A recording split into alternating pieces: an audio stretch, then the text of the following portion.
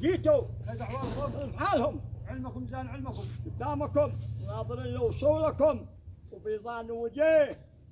هذا عكس القبائل، ما احناش حاجة جينا جديد أكل القبائل.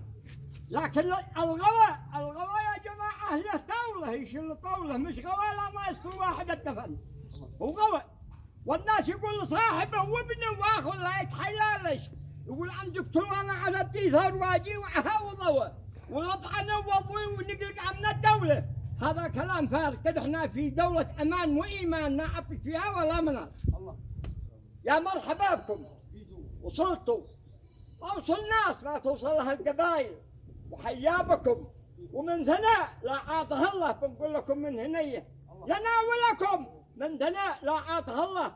الحجر نلقى والتمرات القبيلي يقول لكم اصحابي واخوتي منتظرين اليكم ونجيكم بما جيتوا فيه واول واخر وسلامتكم. سلموا سلموا سلموا.